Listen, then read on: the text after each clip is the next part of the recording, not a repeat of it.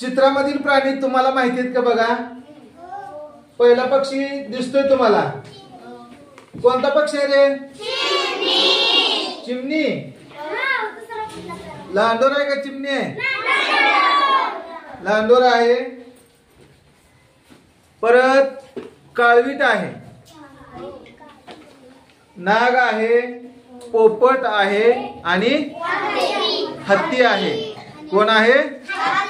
हत्ती आहे. आलं लक्षात? आता ह्या प्रत्येक प्राण्यांचं आणि पक्ष्याचं वेगळं वैशिष्ट्य आहे. प्रत्येक प्राणी हा लांडोर आहे, हा आपला घर बांधतो, आपण त्या घरात तो राहतो. पोपटचा रंग हिरवा आहे, पोपट पेरू खातो. हा काळवीट आहे, हा या शिंगाने ही स्वतःच संरक्षण करतो. हा नाग आहे, हा बिळात राहतो, हा विषार आहे. अवतार बंद केलं. हा हत्ती खूप कान मोठे आहे, ताकदवान आहे. चोच लांब आहे, कुणाच्या डोक्यावर शिंगे आहेत, चोच लांब आहे. कुणाला नागाला फणा आहे, हत्तीची सोंड लांब आहे, पोपटाची चोच लाल आहे, पोपटाचा रंग हिरवा आहे. म्हणजे या परिसरामध्ये प्रत्येक प्राण्याचा, पक्ष्यांचा प्रत्येकाचं एक वेगळं वेगळं वैशिष्ट्य असतं. चिमणी, पोपट, कावळा. चिमणी, पोपट, कावळा, घार, कबूतर. तुम्ही बोलू नका. काळ्या रंगाचे प्राणी पक्षी सांग.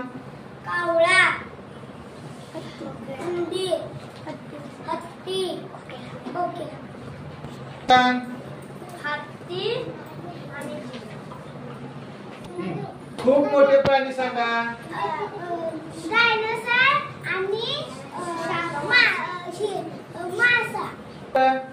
मुंगी, जिलट,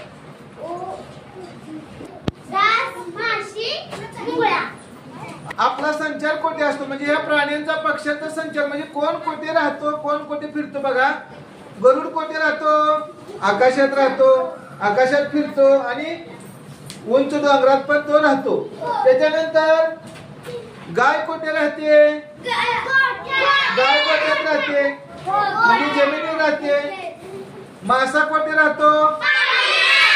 म्हणजे काही पक्षी झाडावर राहतात, काही प्राणी जमिनीवर राहतात, तर काही प्राणी पाण्यात राहतात.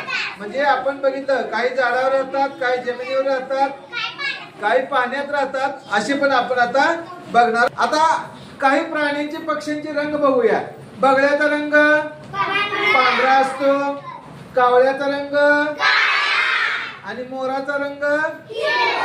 मोराचा, मोर पिसारा वेगवेगळे रंग असतात. त्यात निळा असतो, जांभळा असतो, हिरवा असतो. म्हणजे जरी पक्षी असले ते तिन्ही, तर तिघांचे रंग कसे आहेत? वेगळे वेगळे असतात. म्हशीचा रंग काळा असतो. आता काही पक्षी, काही प्राणी आकाराने लहान असतात, काही एकदमच मोठे असतात.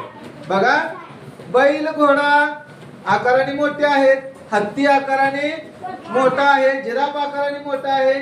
त्याच्या मानानं शेळी, मेंढी आकाराने त्यापेक्षा लहान आहे. त्यापेक्षा लहान कुत्रा, मांजर आहे, ससा आहे, त्यापेक्षा लहान आहे. बेडूक ही त्यापेक्षा लहान आहे.